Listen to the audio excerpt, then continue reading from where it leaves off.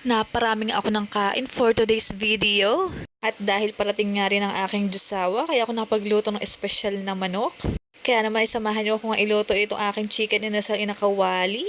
Maglagay nga lang tayo dyan ng 1 cup of toyo. Pagkatapos ay ganun din ang sukat ng ating tubig. Para sa pampabalanse at para lumambot din ang karne ng manok ay gagamit tayo ng Coca-Cola. Ibuhos nga lang natin lahat itong isang bote ng Coca-Cola na ito. Ngayon ko nga lang napagtanto at napakamahal pala ng soft drinks. Hindi rin ako ganun nakahilig sa soft drinks kaya ngayon lang ako nabili niyan. At nagulat nga ako sa presyo. Balik na nga tayo dito sa aking ginagawa. Maglagay na tayo dyan ng bawang. Aking pinitpit nga lang yan. At saka itong ating kalamansi, ibubuhos ko nga dyan. At sa mga magko-question bakit may balat pa yung kalamansi ko, mamay tapusin niyo ang video na ito. Pagkatapos ngayon maglagay nga tayo ng paminta. Daihan na rin nga natin yan para mas malasa. Ayan at 2 kutsaritang aking nailagay. Pagkatapos nga niyan ay tayo na kumuha ng panghalo natin dito at halu-haluin nga lang natin mabuti.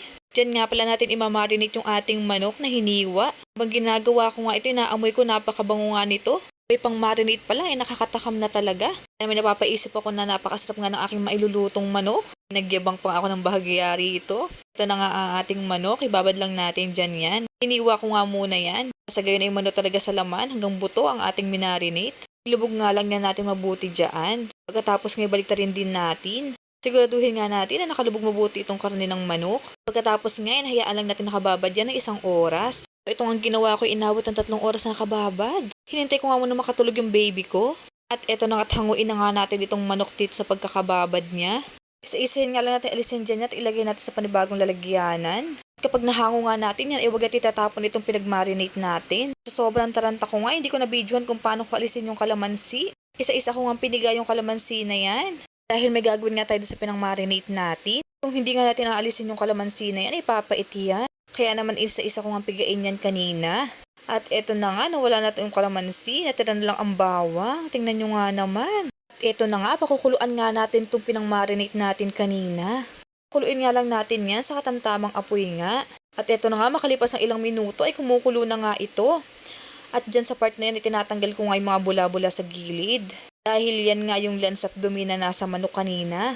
Kailangan talagang maalis muna natin iyon bago natin ilagay itong mga manok natin. Papakuluan nga lang muna natin yung kabilang side na yan. 10 minuto nga lang natin pakukuluan muna itong kabilang side na yan. Matapos nga ang 10 minuto, ito kumukulo na nga. Kaya naman baliktarin na nga natin yung kabila naman. 10 minuto nga ulit ang ating hihintayin. Kailangan talagang pakuluan muna natin ang manok. Nang sa gayon nga ay maluto mabuti yung loob ng manok. May katagalan nga lang tong lutuin pero worth it naman pag natapos mo na nga. Ito na nga, hinahango ko na isa-isa itong manok natin. Tatabi muna natin yan pero wag din natin muna itatapon itong sabaw. Dahil may gagawin pa nga tayo dyan. Ito na nga, naalis ko na nga yung mga manok ay muli kong pinakuluan at inilalagay ko nga itong cornstarch na tinuno ko sa tubig.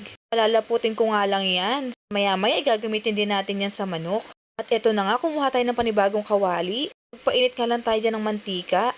At pagkatapos, kunin na nga natin ipiprito nating mga manok. Isa-isa ko nga lang dyan nilagay ang ating mga manok.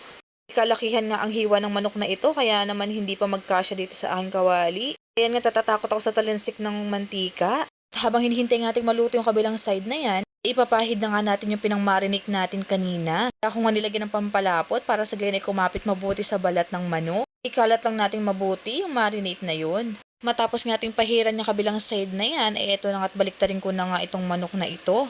Isa-isa nga lang natin baliktarin yan at eto nga sa part na ito matalisik talaga yung mantika. Kaya medyo mabagal talaga ang magbaliktad sa part na yan. Naman kinat ko na nga ang video. Eto na nga yung kabilang side naman nga ang pinapahiran ko na naman. Ulit-ulitin nga lang natin yung ginawa natin kanina. At pagkatapos nga yan, muli na naman nating baliktarin ang manok. Upang sa gayon mas maluto nga mabuti iyan. At kita nyo naman, malapit nang maluto itong ating chicken inasal. At eto na ating finished product. Gumawa nga rin ako ng sausawan dyan. Toyo, kalamansi, sili nga yan. At nilagyan ko nga rin ng konting asukal upang sa gayon may pambalansi naman. Kaya naman tara na pong kumain.